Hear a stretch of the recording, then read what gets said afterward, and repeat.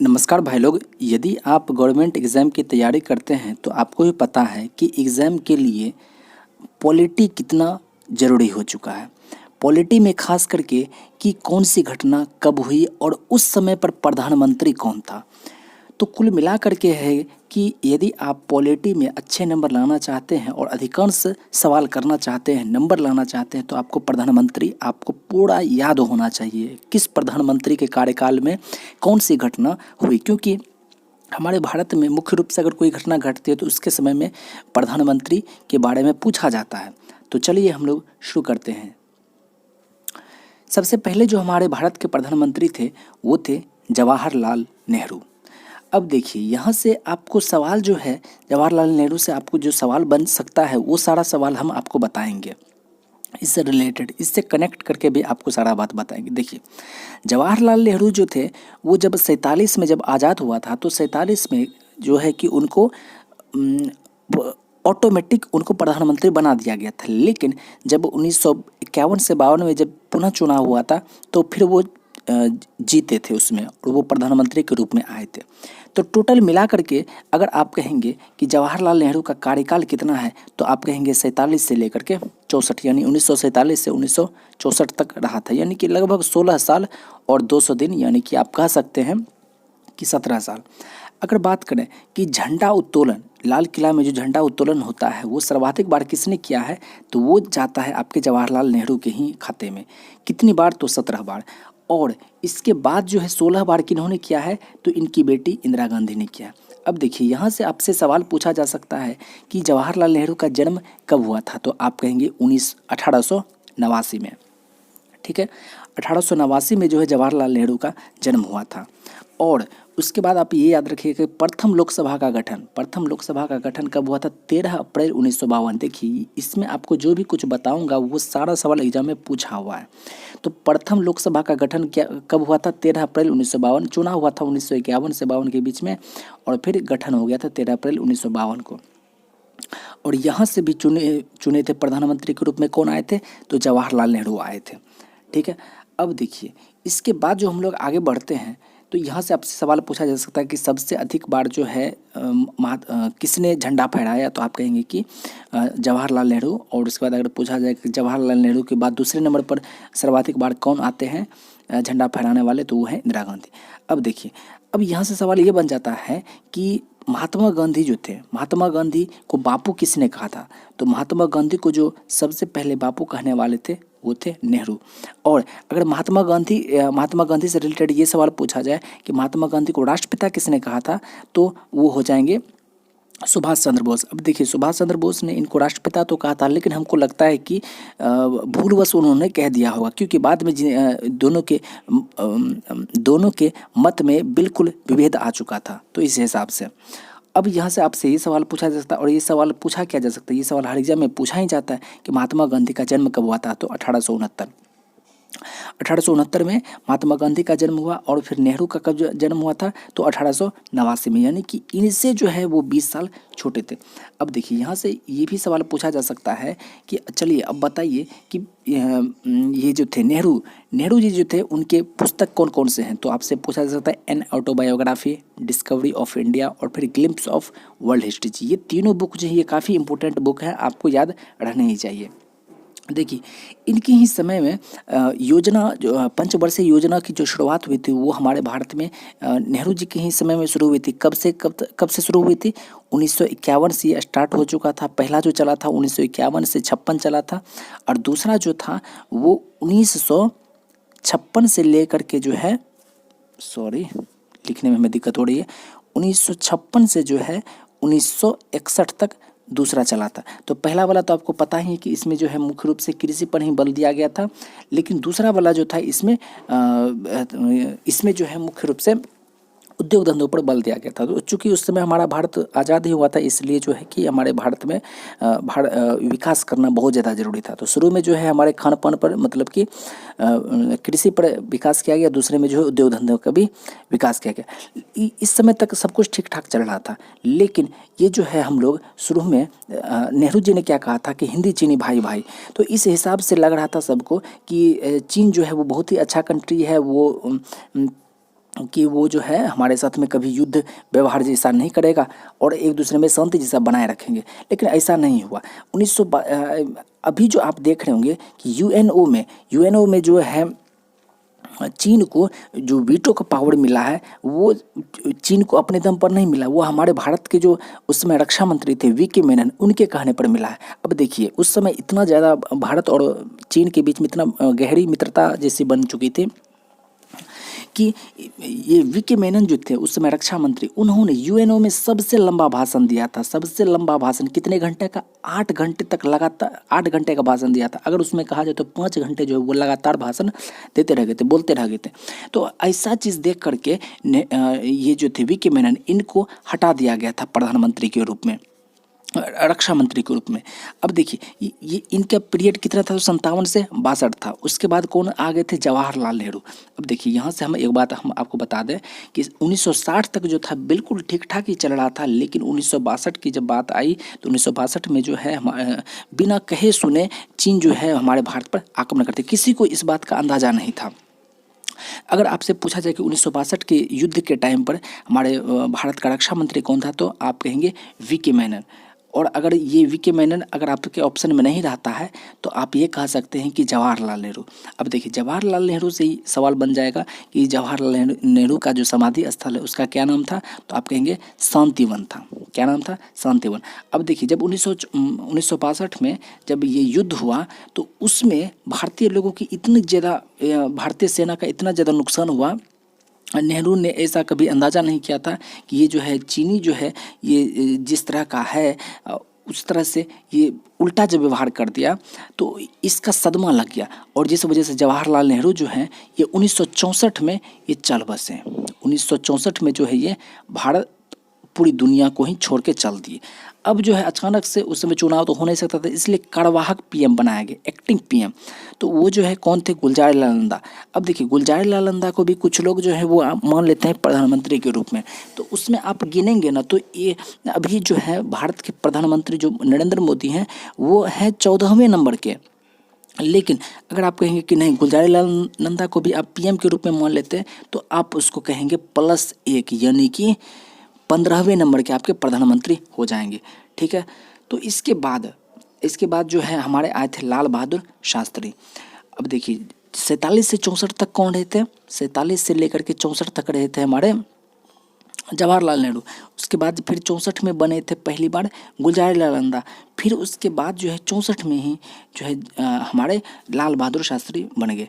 अब देखिए लाल बहादुर शास्त्री से आपसे सवाल कैसा पूछा जाएगा कि एक मिनट, लाल बहादुर शास्त्री से आपके एग्जाम में पूछा जा सकता है कि इनका जो है कि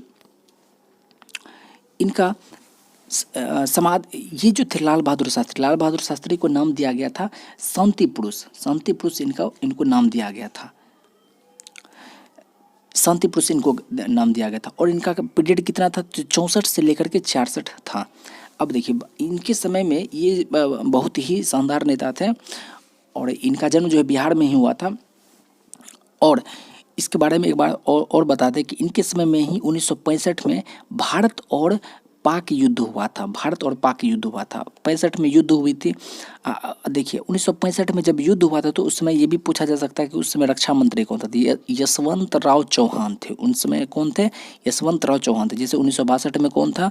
तो वीके मेनन थे। और 1965 में कौन था? यशवंत राव चौहान था। देखिए 1965 के युद्ध में जब पाकिस्तान हार गया तो 1966 में जो ताशकंद समझौता हुआ था, ताशकंद समझौता का जो है ये प्रस्ताव ये यूएसएसआर ने रखा था। उस समय जो था यूएसएसआर एक यूनियन, इसका फुल फॉर्म याद रखिएगा, union of Soviet socialist Republic, union of Soviet socialist Republic.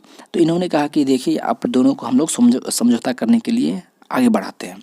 तो समझौता हुआ था, कहाँ हुआ था? तो उज्बेकिस्तान में हुआ था। तो देखिए ये जो ताशकंद जो आप देख रहे हैं ना, उज्बेकिस्तान की ही राजधानी हुआ करते थे। अब देखिए अगर समझौता होगा तो दोनों तरफ से आदमी तो रहेंगे। तो उस समय जो थे हमारे लाल बहादुर शास्त्री भारत के प्रधानमंत्री हो गए और फिर उधर से जो है अयूब खान थे। और वहाँ उस समय जो है कोई चुनाव नहीं हुआ करता था तो उस समय ज़बरदस्ती तख्ता पलट हो जाता था या फिर सेना का ही जनरल वहाँ शासन किया करते थे। तो इन दोनों के बीच में समझौता हुआ था, ताशकंद समझौता। अब देखिए यहीं पर जो है लाल बहादुर शास्त्री की मृत्यु भी हो गई थी 1966 में।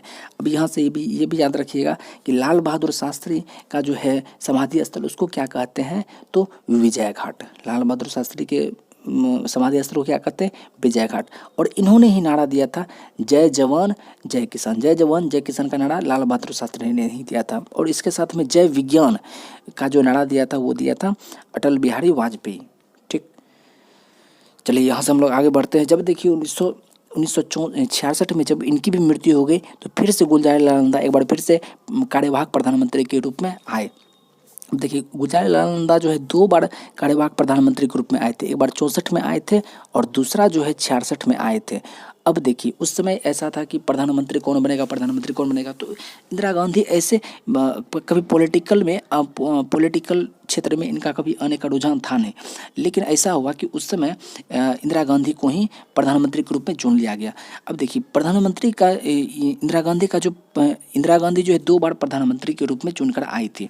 एक बार आया था 66 से 77 और दूसरा जो पीरियड था वो था 80 से 84, यानी कि 1980 से 84, ये एक इनका पीरियड था।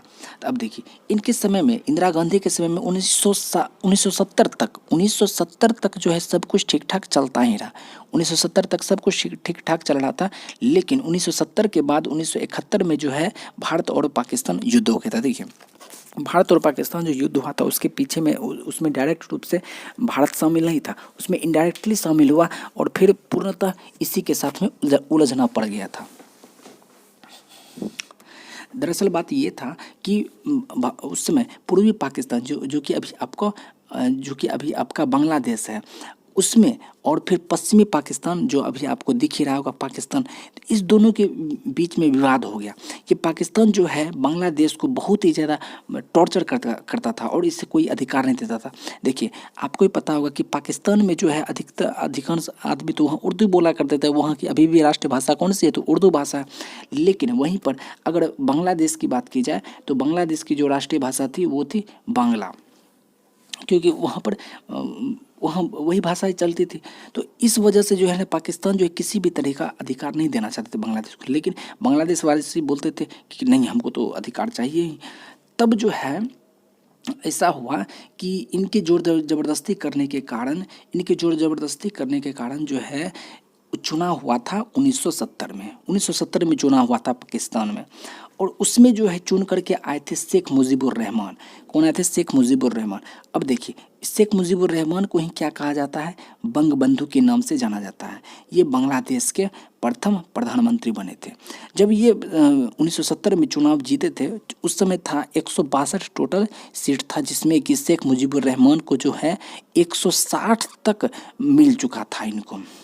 और ये भी पूछा जा सकता है कि शेख मुजीबुर रहमान किस पार्टी से थे, तो याद रखिएगा आवामी पार्टी से थे। तो ये चुनाव जीत करके तो आ गए 1970 में ये जीत गए, लेकिन इनको कोई अधिकार नहीं दिया गया। तो जब अधिकार नहीं दिया गया तो इन्होंने कहा कि देखिए यदि आप हमें अधिकार नहीं देंगे तो हम जो है अपना अलग देश घोषित कर लेंगे। तो वही बात हुआ। तो 26 मार्च 1971 को जो है बांग्लादेश अपना अलग राष्ट्र बना लिया। तो यहाँ तक तो बन के तैयार हो गया। लेकिन ये चीज़ जो है पाकिस्तान को बिल्कुल बढ़िया नहीं लगा कि भैया हमारे देश से कैसे वो अलग हो गया। तो बस उन्होंने बांग्लादेश के खिलाफ जो है ना पाकिस्तान ने एक ऑपरेशन चला दिया। उस ऑपरेशन का नाम था ऑपरेशन सर्चलाइट। ऑपरेशन सर्चलाइट बहुत ही एक तरह से घटिया तरह का ऑपरेशन था। इसमें क्या क्या बच्चों महिलाओं सबको मारा गया और फिर बहुत सारी महिलाओं का रेप हो गया। बहुत तरह की घटनाएँ हो गई। तो इसके लिए ये जो ऑपरेशन सर्चलाइट चला इसके खिलाफ जो है मुक्ति वाहिनी जो है उस समय एक शेख मुजीबुर रहमान के द्वारा ये आंदोलन चलाया गया इस ऑपरेशन सर्चलाइट को ख़त्म करने के लिए। तो सब कुछ तो ठीक ठाक ही चल रहा था, लेकिन इसके बाद जो है हमारे भारत की एंट्री होती है। तो यहाँ पर जो है बांग्लादेश के खिलाफ जब पाकिस्तान ने चलाया ऑपरेशन सर्चलाइट, तो इसके खिलाफ जो कौन सा चलाया? मुक्ति वाहिनी। तो ये मुक्ति वाहिनी जो चलाया गया था शेख मुजीबुर रहमान के द्वारा, तो इस समय जो है इंदिरा गांधी ने भी इसको सपोर्ट किया, क्योंकि उस समय क्या था कि बांग्लादेश की स्थिति ऐसी हो गई थी कि वहाँ छोड़ करके भारत आ रहे थे। भारत अब आएंगे कोई लोग तो समस्या तो होनी ही है। तो अब जाकर के जो है जब ये 26 मार्च 1971 को ये तो खुद स्वतंत्र तो हो ही गया, खुद को स्वतंत्र मान लिया और फिर इसके खिलाफ ऑपरेशन सर्चलाइट भी चला दिया गया। तब जाकर के जो है भारत हमारा एंट्री लिया। हमारा भारत जब एंट्री लिया तो 3 दिसंबर 1971 को जो है हमारे भारत और पाकिस्तान के बीच में युद्ध हो गया, क्योंकि उसको पता चल चुका था कि अब इसमें जो भारत भी एंट्री लेने वाला है। तो 3 दिसंबर 1971 को युद्ध शुरू हो गया था। अब देखिए ये जो आप देखते होंगे बॉर्डर युद्ध, वही बॉर्डर जो मूवी देखते होंगे वो 1971 की ही रियल स्टोरी पर बेस्ड है। वो लोंगेवाला जो युद्ध है और उसमें जो कुलदीप सिंह का जो रोल किया है सनी देओल, वो बिल्कुल रियल है वो घटना। तो 3 दिसंबर 1971 को जब दोनों के बीच में युद्ध शुरू हो गया तो यहाँ पर जो है थल सेना तो अपना आर्मी जो है वो तो अपना काम करती ही रही। उसके बाद क्या हुआ कि नौसेना ने भी अपना कमान संभाल लिया। और नौसेना ने जब अपना कमान संभाला तो इन्होंने क्या किया कि ऑपरेशन ट्राइडेंट चलाया। ऑपरेशन ट्राइडेंट कहें या फिर ऑपरेशन पाइथन कहें, दोनों बात बराबर ही है। इन्होंने क्या किया, ये जो है 4 दिसंबर को इन्होंने नौसेना ने चलाया था अपना ऑपरेशन ट्राइडेंट या फिर पाइथन। तो इन्होंने क्या किया कि इस नौसेना ने PNS गाजी, ये एक सबमरीन था पाकिस्तान का, इसको जो है क्षतिग्रस्त कर दिया, मतलब इसको डुबा दिया। और ये घटना कब हुआ था? 4 दिसंबर को हुआ था। अब देखिए 3 दिसंबर को उन्होंने युद्ध शुरू किया था और 4 दिसंबर को हमारा जो नौसेना था उसने जो है ऑपरेशन ट्राइडेंट पाइथन के मदद इसके द्वारा PNS गाजी सबमरीन को डुबा दिया, ख़त्म कर दिया। तो इस वजह से 4 दिसंबर को ही नौसेना दिवस भी मनाया जाता है। ठीक है, और ये सब कुछ चल ही रहा था, लेकिन 13 दिन के बाद यानी कि 3 दिसंबर को शुरू हुआ था और 16 दिसंबर 1971, मात्र 13 दिन में ही जो पाकिस्तान जो था वो अपना हथियार डाल दिया। उन्होंने कहा कि देखिए हम अब युद्ध नहीं कर पाएंगे। लगभग 90,000 सैनिक ने जो है ना पूर्णतः का समर्पण इसमें किया था। अब देखिए, अब जब दोनों जब शांति समझौते पर आएगा तो दोनों तरफ से आएंगे। तो उधर से जो था जनरल वो कौन था? नियाजी था, और इधर से कौन था? जगजीत सिंह अरोड़ा। नियाजी और जगजीत सिंह अरोड़ा ये 2 व्यक्ति थे, इन दोनों के बीच में समझौता हुआ। ठीक है, और ये सब कुछ तो चल ही रहा था। उसके बाद फरवरी 1972 को जो है ये जो आपका दिख रहा है बांग्लादेश, वो पूर्णतः रूप से लोकतांत्रिक देश बन गया। और वही बांग्लादेश जब यूएनओ में प्रवेश चाहता था तो वहाँ पर जो है क्या कहते हैं, पाकिस्तान जो है चीन की मदद से उसके एंट्री पर वीटो का सबसे पहला बार उसने यूज किया था। यहाँ से हमने आपको ये भी चीज़ बता दिया। देखिए, अब जब भारत जो है वो जब जीत गया तो उस समय क्या हुआ था कि शिमला समझौता हुआ था। शिमला समझौता जिसमें कि 1972 में, ये भी याद रखिएगा, 2 जुलाई 1972 को जो है भारत और पाकिस्तान के बीच में शिमला समझौता हुआ था। इसमें जो है लाइन ऑफ कंट्रोल बनाया गया कि ना आप इसको पार करेंगे ना हम इसको पार करेंगे। और वो जो शिमला समझौता हुआ था उसमें कौन था? 2 व्यक्ति, तो जुल्फी अली खान भुट्टो और फिर इंदिरा गांधी, ये 2 व्यक्ति थे, इन दोनों के बीच में हुआ था। तो सब कुछ ठीक ठाक ही चल रहा था। लेकिन 1971 का जो युद्ध हुआ था उसके बाद जो है ना इंदिरा गांधी एक बहुत ही पावरफुल PM के रूप में आई। इस वजह से जो है इनमें बहुत सारी अच्छाइयाँ भी थी और बहुत सारी कमियाँ भी थी। तो इसके बाद जो है ऐसा समय आया कि जब इंदिरा गांधी का जो है बहुत ज़्यादा विरोध होने लगा। विरोध इसलिए होने लगा कहा है कि उस टाइम पर जो है बहुत सारा भ्रष्टाचार बढ़ गया था। इसमें ऐसा हुआ था कि जयप्रकाश नारायण ने इनके खिलाफ जो है 1974 में संपूर्ण क्रांति का आह्वान किया था। 1974 में अब हुआ ये था कि 25 जून 1975 को जो है इन्होंने क्या किया था? आपातकाल घोषित कर दिया था। और ये किसकी मदद से? याद रखिएगा 352 के अनुच्छेद के तहत फखरुद्दीन अली अहमद, ये उस समय राष्ट्रपति हुआ करते थे, इन्हीं के कहने पर जो है इंदिरा गांधी ने इनको कहा और इन्होंने आपातकाल लागू कर दिया 352। अब इसमें हुआ ये था कि 1975 में इलाहाबाद हाईकोर्ट में एक वर्डिक्ट दिया गया कि उस समय एक घटोला हुआ था और उसमें इंदिरा गांधी भी संलिप्त पाई गई थी। इस वजह से जो है इंदिरा गांधी जो अगले 6 महीने तक कोई भी किसी भी तरह का ये किसी चुनाव में खड़ी नहीं हो सकती है। तो इंदिरा गांधी ने सोचा कि ऐसा हो जाएगा तो फिर मेरा पॉलिटिकल करियर भी सब बर्बाद हो जाएगा, ख़त्म हो जाएगा। तो इसलिए इसने क्या किया कि आपातकाल लागू कर दिया। कब? तो ये भी याद रखें 25 जून 1975 ईस्वी में किया। और ये जो है आपातकाल मात्र 21 महीने तक चला था। और फिर 21 मार्च 1977 को फिर से चुनाव जब हुआ तो उस समय इंदिरा गांधी की ज़बरदस्त हार हुई थी, ज़बरदस्त हार हुई थी। तो इस घटना से जो है इन्होंने एक पुस्तक लिखा था माई ट्रूथ। देखिए एक एग्जाम में पूछा जाता है, माई ट्रूथ पुस्तक लिखा था, ऑटोबायोग्राफी। इसमें जो है इन्होंने बताया था कि देखिए जो हम जो है आपातकाल जो लागू किए थे वो क्यों लागू किए थे, ये सब बात इसमें इन्होंने बताया था। अब देखिए इनके ही समय में बहुत बढ़िया बढ़िया काम भी हुआ था, जैसे कि 18 मई 1974 को प्रथम परमाणु परीक्षण किया गया था। कहाँ किया गया था? तो ये भी याद रखिएगा, पोखरण में किया गया था। और उसका कोड कौन सा था पूछा जाता है, स्माइलिंग बुद्धा। क्या नाम था कोड का? नाम ऑपरेशन स्माइलिंग बुद्धा। 1974 में ही इनके ही टाइम पर होता, 18 मई 1974 को। अब देखिए इंदिरा गांधी जो थे इनके ही टाइम इनका जो समाधि स्थल है वो कहा जाता है शक्ति स्थल। और आयरन लेडी के रूप में इन्हीं इंदिरा गांधी को ही कहा जाता है। और अटल बिहारी वाजपेयी ने तो इनको दुर्गा का अवतार भी कहा है। देखिए इंदिरा गांधी का बहुत सारी अच्छाइयाँ भी थी। और फिर कोई भी नेता है तो उसमें कुछ कमी और कुछ अच्छाई तो जरूर ही होगा। तो इनको दुर्गा का अवतार कहा था किन्होंने? अटल बिहारी वाजपेयी ने कहा था। और साथ ही जब 1974 में जब इंदिरा ये क्या कहते हैं संपूर्ण क्रांति जो चलाया था जयप्रकाश नारायण ने, तो जब आपातकाल लागू किया गया था तो उन्होंने कहा था जयप्रकाश नारायण ने कि यह जो है भारतीय इतिहास में सब सर्वाधिक कालावधि है। इन्होंने कहा था, तो जयप्रकाश नारायण ने कहा था। ये भी आपको याद होना ही चाहिए। अगला सवाल देखिए, जब 1977 में जब ये चुनाव में हार गई थी इंदिरा गांधी, तब जो है कि बन के आए थे मोरारजी देसाई। अब देखिए मोरारजी देसाई ऐसे थे, ये भी यूपी के ही थे, ये यूपी के नहीं गुजरात के थे। और ये भी जो थे 1966 में इंदिरा गांधी के टाइम पर जो थे ये मोरारजी देसाई ये उप प्रधानमंत्री के रूप में थे। और फिर 1977 में जो है ये बन गए प्रधानमंत्री। अब देखिए है क्या, अब मोरारजी देसाई के बारे में आप याद रखिएगा कि ये जो थे गैर कांग्रेसी पीएम थे। इससे पहले जितने भी पीएम हुए सब के सब कांग्रेस से ही थे। और ये जो हुए पहले गैर कांग्रेसी पीएम हुए। और फिर इस्तीफा देने वाले प्रथम पीएम भी हुए थे,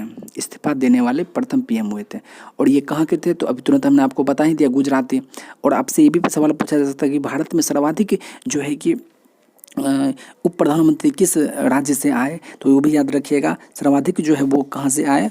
तो गुजरात से। क्योंकि 3 तो उप प्रधानमंत्री तो बने ही थे, एक सरदार वल्लभ भाई पटेल बने थे, दूसरा मोरारजी देसाई बने थे, तीसरा जो लाल कृष्ण आडवाणी बने थे। तीनों जो है गुजराती ही थे। और ये भी पूछा जा सकता है कि सर्वाधिक उम्रदराज पीएम कौन से थे? तो ये भी याद रखिएगा, मोरारजी देसाई ही थे। और यहाँ से पूछा जा सकता है कि मोरारजी देसाई का जो था समाधि स्थल, उसको क्या कहा जाता? तो अभय घाट। ठीक है।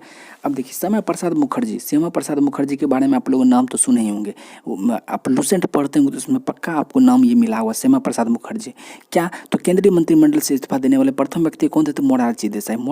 1950 में जो है ना वो अलग हो गए थे नेहरू जी के मंत्रिमंडल से। और फिर 1951 में जो है इन्होंने एक नया अपना पार्टी बनाया था, भारतीय जनसंघ। क्या बनाया था? भारतीय जनसंघ। यही जो है 1980 में क्या बन गया था? भारतीय जनता पार्टी। और ये याद रखें, भारतीय जनसंघ जब बना था तो उस समय इसका जो था क्या कहते हैं चुनाव चिन्ह वो था दीपक। और यहाँ क्या हो गया? तो यहाँ ये दीपक से बन गया कमल। सॉरी, ये कलम लिखा गया, ये कमल होगा। ठीक है। 77 से 79 के बीच में ये जो थे श्यामा प्रसाद ये क्या कहते हैं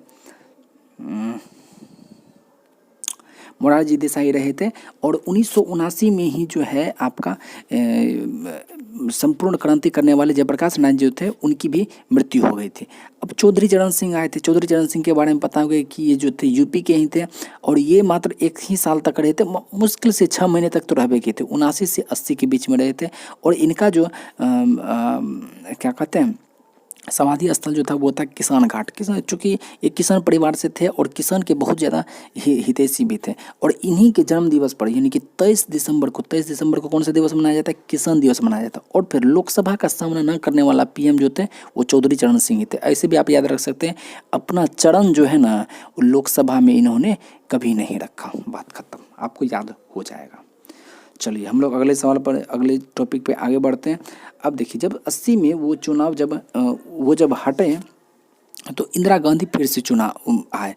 इंदिरा गांधी ने लोगों को फिर से कन्विंस किया, कहा कि देखिए इस तरह का स्थिति था, और इन्होंने अच्छे भी काम किए थे। तो दूसरा जो था वो पीरियड था 80 से 84। अब देखिए, पहले बार जो आई थी प्रधानमंत्री के रूप में, तो इनका जो संसदीय क्षेत्र था वो था रायबरेली।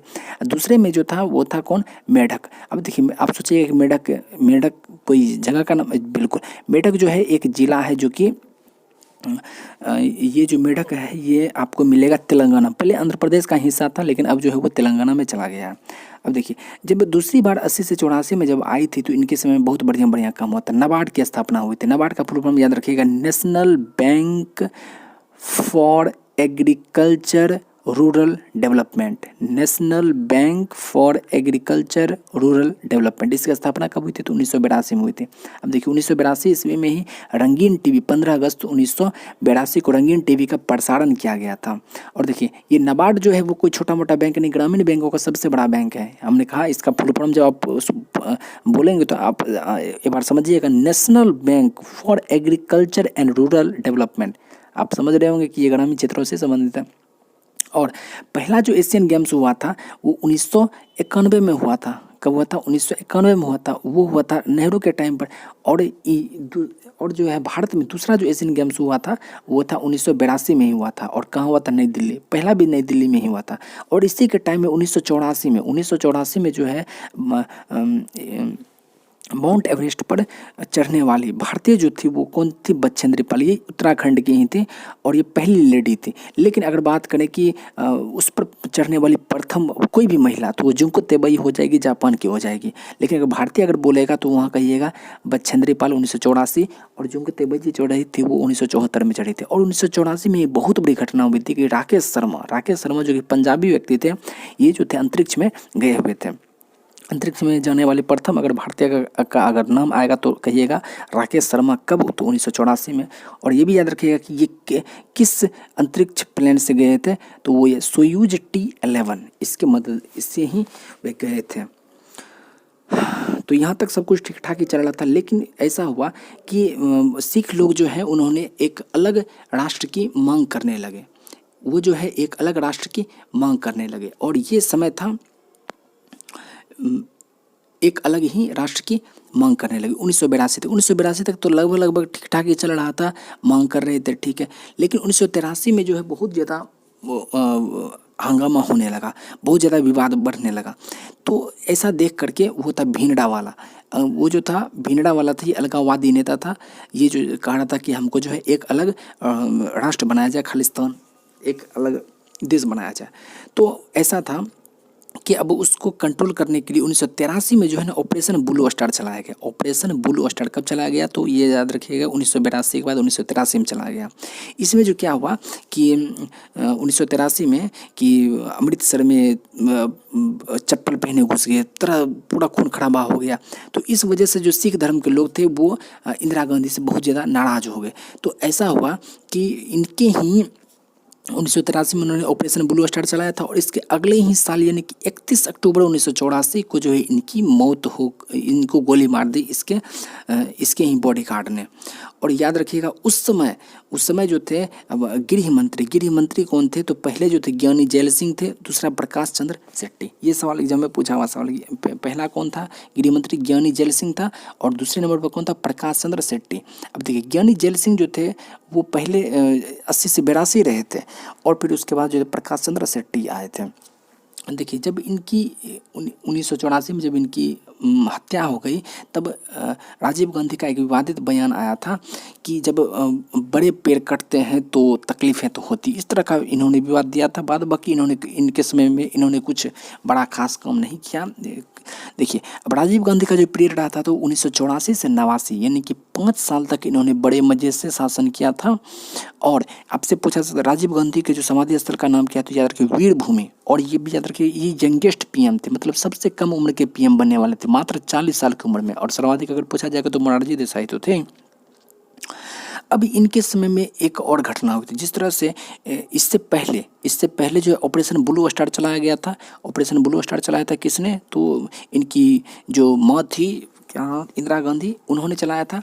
अब उसके बाद जो है इन्होंने जो चलाया था ऑपरेशन पवन चलाया था। कब चलाया था, तो 1987 में चलाया था। और इसी ऑपरेशन पवन के चलते, जैसे ऑपरेशन ब्लू स्टार के चलते इंदिरा गांधी की मृत्यु हुई थी, उसी तरह से 1987 में जो ऑपरेशन पवन चलाने की वजह से इनकी मृत्यु हुई थी। अब देखिए ऑपरेशन पवन चलाने की इनको क्या जरूरत पड़ी।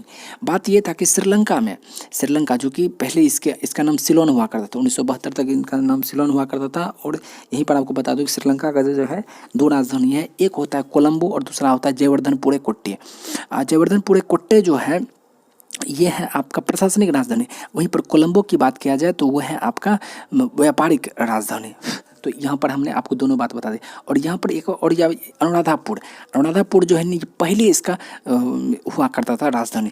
अब आपको भी पता होगा कि श्रीलंका में जो है तमिल भाषा, तमिलनाडु के लोग भरे पड़े हैं, तो वहाँ के तमिल भाषा बोलते हैं सिंगली, वहाँ के लोग हैं। तो बात ये था कि उस समय तमिल लोग जो कम हुआ करते थे और सिंहली लोग वहाँ ज़्यादा हुआ करते थे। अब आपको भी पता होगा कि जहाँ कम और ज़्यादा का अंतर रहता है तो वहाँ आपस में विवाद बढ़ता ही है। और उस समय चूँकि तमिल थे, इस वजह से सिंहली लोग जो है इनको परेशान किया करते थे। अब जाकर के चूँकि भारत में तमिल के लोग तो हमारे भारतीय होते हैं, भारतीय लोग हैं, तो इस वजह से जो है राजीव गांधी ने भी इसमें भाग लिया। लिट्टे एक नाम था, ये प्रभाकरन ने बनाया था। लिट्टे का मतलब liberation tigers of Tamil Eelam, liberation tigers of Tamil Eelam. तो ये लिट्टे बनाया था इन्होंने, लेकिन इसको जो है राजीव गांधी ने भी इसको सपोर्ट करना शुरू कर दिया लिट्टे को। लेकिन ऐसा हुआ कि ये लिट्टे जो आतंकवादी का रूप धारण कर लिया। अब इससे ये तो सही नहीं है। तो इसी लिट्टे को ख़त्म करने के लिए जो है कि इन्होंने चलाया था ऑपरेशन पवन। ऑपरेशन पवन जब चलाया था तो प्रभाकर ने कहा कि भाई ये बीच में कैसे कूद गया। तो इस ऑपरेशन पवन में जो है इसको पूरी तरह से लिट्टे को कंट्रोल कर लिया गया। लेकिन जो है ये प्रभाकरन जो है इससे बहुत नाराज़ हुआ कि ऐसा घटिया काम इन्होंने क्यों कर दिया। तो फिर इसी वजह से प्रभाकरन ने जो है इसके खिलाफ जो है इनकी मृत्यु करवा दी गई थी 1991 में। कहाँ पर की करवाई गई थी, तमिलनाडु में ही इनकी मृत्यु करवाई गई थी। तो 1951 में जब इनकी मृत्यु हुई तब जो है राजीव गांधी खेल रत्न पुरस्कार चला था। कब से 1991 से 1991 के बीच में राजीव गांधी खेल रत्न पुरस्कार शुरू किया गया था। और इनकी मृत्यु के बाद और 1991 में ही इनको जो है भारत रत्न से भी सम्मानित किया गया था। 1991 में इनको भी मिला था और फिर सरदार वल्लभ भाई पटेल इनको भी इसी में मिला था। मोरारजी देसाई को भी इन्हीं के टाइम पर मिला था। मोरारजी देसाई उस समय जिंदा ही थे। बाद बाकी सरदार वल्लभ भाई पटेल और फिर राजीव गांधी, इन दोनों की मृत्यु हो चुकी थी। इन सबको 1991 में ही मिला था भारत रत्न। ठीक है, ऑपरेशन पवन याद रखिएगा कब चलाया गया था, 1987 में चलाया गया था। तो यहाँ पर जब इनकी मृत्यु हो जाती है 1991 में, तो 1989 की ही बात कर लीजिए। 1989 में जब ये हटते हैं तो इसके बाद बनते कौन है, वीपी सिंह। कौन है यहाँ पर, वीपी सिंह जो थे ये भी थे यूपी के ये सीएम भी रह चुके थे। विश्वनाथ प्रताप सिंह, इनका मात्र 1 ही साल का पीरियड रहा था। इनके समय में कुछ खास चीज हुआ नहीं था। अविश्वास प्रस्ताव द्वारा, लेकिन हाँ इसमें याद रखिए अविश्वास प्रस्ताव द्वारा हटाया गया ये पहले व्यक्ति थे, विश्वनाथ प्रताप सिंह। कौन से व्यक्ति थे, तो ये अविश्वास प्रस्ताव द्वारा हटाया गया प्रथम व्यक्ति थे। और इनके ही समय मंडल आयोग आया था, एक आयोग बनाया गया था जिसमें कि अभी आप ओबीसी देख रहे हैं कि जिनको 27% जो आरक्षण मिलता है। और इस आयोग के अध्यक्ष कौन थे, तो बिंदेश्वर प्रसाद मंडल थे। और इन्होंने ही इस मंडल आयोग से ओबीसी के लिए 27% जो है आरक्षण, इसको मंडल आयोग के प्रस्ताव जो है ना यही रखे थे। कौन, वीपी सिंह यानी कि विश्वनाथ प्रताप सिंह। अब इनका भी 1 साल का पीरियड था। उसके बाद फिर आ गए हमारे चंद्रशेखर जो थे ये जो थे 1990 से 91 थे, इनके भी समय में कुछ खास नहीं हुआ, ये भी बलिया के थे, यूपी के थे। अब इसके बाद जो थोड़ा सा लंबे समय के लिए आए थे वो थे पीवी नरसिम्हा राव। कौन आए थे? पीवी नरसिम्हा राव। इनका जो पीरियड था वो पूरे 5 साल तक रहा था, 91 से 96 के बीच में, टोटल 5 साल तक रहे थे। और याद रखिएगा, इन्हीं के टाइम पर जो वित्त मंत्री जो थे मनमोहन सिंह थे। मनमोहन सिंह जो थे इन्हीं के टाइम पर वित्त मंत्री के रूप में थे। और याद रखिएगा, मनमोहन सिंह जो थे वो वित्त मंत्री रह चुके थे, वित्त मंत्री के सलाहकार प्रधानमंत्री के सलाहकार रह चुके थे, वित्त सचिव रह चुके हैं, और फिर भारत के प्रधानमंत्री तो रह ही चुके हैं, और फिर आरबीआई के गवर्नर भी रह चुके हैं। और जब 1991 में भारत की अर्थव्यवस्था एकदम चरमराई सी हुई थी, तब 1991 में ही एलपीजी पॉलिसी लाया गया। एलपीजी का मतलब लिबरेशन, प्राइवेटाइजेशन, ग्लोबलाइजेशन। देखिए, जब सरकार को अपना अर्थव्यवस्था बचाना होता है तो इस तरह का कार्यक्रम चलाता है। तो जहाँ अभी भी जैसे कि मोदी जी चला रहे हैं, तो इनके ही समय में, यानी कि पीवी नरसिम्हा राव के समय में 1995 में मिड डे मील की शुरुआत हुई थी। अब देखिए, कहीं पर हरियाणा भी कहा जाता है, कहीं पर तमिलनाडु भी कहा जाता है। अब देख लीजिएगा, अभी पीवी नरसिम्हा राव के बाद जो है अटल बिहारी वाजपेयी आए। अटल बिहारी वाजपेयी का पहला जो कार्यकाल था वो 13 दिन मात्र चला था, 13 दिन ही मात्र चला था। और फिर इसके बाद आ जाते हैं एचडी। यहाँ पर जो है ना चार जो है ना 4 गो पॉलिटिकल पार्टी जो है इनको सपोर्ट में किया था, तब फिर इनका 13 दिन तक मात्र सरकार चली थी। इसके बाद आते हैं एचडी देवगौड़ा। एचडी देवगौड़ा जो है इनका जो समय है मात्र जो है इनका 10 महीने ही चला था। और इसके बाद आगे थे इंद्र कुमार गुजराल। इंद्र कुमार गुजराल जो आए थे वो 11 महीने के लिए इनका पीरियड रहा था। इनके भी समय में कुछ खास चीज़ हुआ नहीं। पहले आए देवगौड़ा, फिर आए गुजराल, दोनों एक आए थे 10 महीने के लिए, फिर आए 11 महीने के लिए। अब उसके बाद जो है ना फिर से 13 महीने के लिए, पहले आए थे 13 दिन के लिए, उसके बाद 13 महीने के लिए ये फिर से आगे थे अटल बिहारी वाजपेयी, यानी कि 1998 में। 1998 में क्या हुआ था कि 1998 में ही आपको पता होगा पोखरण का जो है ना दूसरा जो हुआ था पोखरण में, उसका नाम क्या था? तो याद रखिएगा, ऑपरेशन शक्ति जो है उसका नाम था, इसका कोड। और इसमें टोटल 5 टेस्ट किया गया था, एग्जाम में पूछा हुआ सवाल है।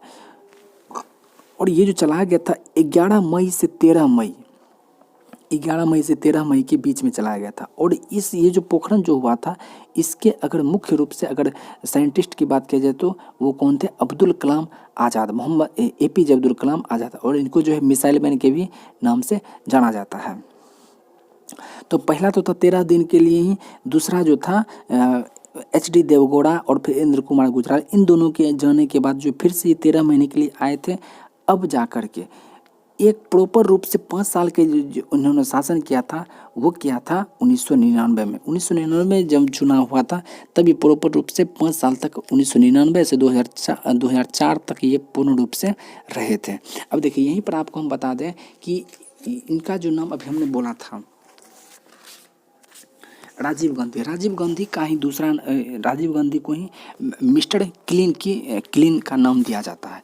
और फिर 1999 में जो हुआ था कारगिल युद्ध, 1999 में जो कारगिल युद्ध हुआ था उसमें बोफोर्स जो एक तोप होता था उसका बहुत ज़्यादा, उसी की वजह से हमें एक तरह से कारगिल युद्ध पर विजय प्राप्त हुई थी। बोफोर्स जो था ये बोफोर्स जो है ना ये दिया था इजराइल ने। इजराइल ने ही दिया था। और इजराइल का एक जिस तरह से भारत में रॉ होता है उसी तरह से वहाँ भी मोसाद हुआ करता था। अब देखिए, वाजपेयी जी की बात करते हैं तो इनका जन्म जो हुआ था ना ग्वालियर में हुआ था, मध्य प्रदेश ग्वालियर में। और इनका जो जन्म हुआ था 25 दिसंबर को हुआ था। 25 दिसंबर इसलिए 25 दिसंबर को जो सुशासन दिवस के रूप में मनाया जाता है। अब आपको भी पता होगा, पहले ही बता चुके, श्यामा प्रसाद मुखर्जी जो है ये जो हैं जवाहरलाल नेहरू से अलग होने वाले व्यक्ति केंद्रीय मंत्रिमंडल से पहले इस्तीफा देने वाले ये व्यक्ति थे। 1950 में 1951 इन्होंने जनसंघ की स्थापना की। जनसंघ का जो है आपका बनाया था कौन सा चुनाव चिन्ह, तो दीपक बनाया था। फिर 1980 में यही जो है बन गया भाजपा। और फिर इसी पार्टी से चुन करके इसी के सपोर्ट से बने थे आपके अटल बिहारी वाजपेयी। इनके समय में क्या हुआ था, तो 1999 का कारगिल युद्ध हुआ था। अब इसको चलाने के लिए ऑपरेशन कारगिल के युद्ध में ऑपरेशन विजय चलाया गया था। ये पूछा ऑपरेशन विजय जो है किस युद्ध के लिए, तो कारगिल युद्ध में चलाया गया था। ये तो था आपका थल सेना वाला, लेकिन इससे पहले एक बार वायु सेना भी चल चुका था। उसका नाम क्या था, ऑपरेशन सफ़ेद सागर। ऑपरेशन सफ़ेद सागर, इसमें जो है क्या किया गया कि चूँकि कारगिल के युद्ध में पाकिस्तान लोग जो वो ऊपर बैठे हुए थे, तो उन लोगों को देखने के लिए वायुसेना लोग गई, तो वहाँ जो है ये सफ़ेद सागर ये पूरी तरह से सफल नहीं हो पाया। नचिकेता जो है वो एक पायलट थे जो कि इजेक्ट करके वो उतरे थे, फिर जेनेवा समझौता के अंतर्गत वो फिर भारत में लौटा दिए गए थे। यहाँ से हम लोग आगे बढ़ते हैं। कारगिल युद्ध के समय आपसे पूछा जा सकता है कि उस समय रक्षा मंत्री कौन थे, तो याद रखिएगा जॉर्ज फर्नांडिस जो थे वो उस समय रक्षा मंत्री थे। और उस समय परवेज मुशर्रफ था वो अंग्रेज ने पाकिस्तान का कहे। और फिर इसमें हुआ ये था कि कारगिल युद्ध में सबसे पहले जो शहीद होने वाले थे वो थे कैप्टन कालिया जो थे वो हिमाचल प्रदेश के ही थे, और इनको ही सबसे पहले बहुत बुरी तरह से इनके साथ टॉर्चर किया गया था और इनको मार दिया गया था। जब ये हमारे भारत इनकी डेड बॉडी आई थी तो उनके भौहों से ही इसकी पहचान हो पाई थी। देखिए कारगिल जो विजय जो होता है वो 26 जुलाई को हो जाता है, और फिर 26 जुलाई को यहाँ पर कारगिल विजय हो जाता है। और ये याद रखिएगा कि भारत में जो ठंडा जगह वो द्रास है जो कि लद्दाख में है, और उन पर गर्म जो भारत में सबसे ज़्यादा गर्म जो जगह है वो है चूरू जो कि राजस्थान में है। अब इसके बाद देखिए इनके समय में बहुत ज़्यादा उथल पुथल मचा रहा पूरे भारत में। और फिर इसके अलावे यहाँ देखें तो IC-814 जो था वो हाईजैक कर लिया गया था 1999 में जो है इसको IC-814 को आतंकवादियों ने कर लिया था। और उस समय पायलट कौन थी, तो देवी शरण था। तो हुआ ये था कि भारत से जब IC-814 को हाईजैक कर लिया गया था तब ये इसको जो पाकिस्तान ले जाने का सोचा, लेकिन पाकिस्तान ने कहा कि देखो भैया अगर तुम हमारे यहाँ आओगे तो हमारे पर अंतर्राष्ट्रीय जो दबाव है वो ज़्यादा बढ़ जाएगा। फिर इन लोगों ने सोचा कि चलो सऊदी अरब जाते हैं। तो जैसे ही भारत को पता चला कि ये लोग सऊदी अरब जा रहे हैं तो भारत के सेना ने कहा कि ठीक है, सऊदी अरब से बात किया और बोला कि हम आते हैं, तो सऊदी अरब ने मना कर दिया। तो ये सोचा कि अब हम जाएँ कहाँ, तो ये जो अफगानिस्तान के कंधार में गया। अच्छा, अफगानिस्तान की राजधानी कंधार है जी नहीं, अफगानिस्तान की राजधानी काबुल है। तो ये चीज़ हुआ था, और उसके बाद मुजाहिदीन को छोड़ दिया गया था, और फिर अपने जो हाईजैक जो था हुआ था प्लान उसको फिर वापस ले आया गया था। और यहाँ देखिए 2001 में फिर संसद पर भी हमला हुआ था, जिसमें कि 14 लोग की मृत्यु हुई थी। ये घटना कब हुई थी, तो 2001 में हुई थी। और 2001 में ही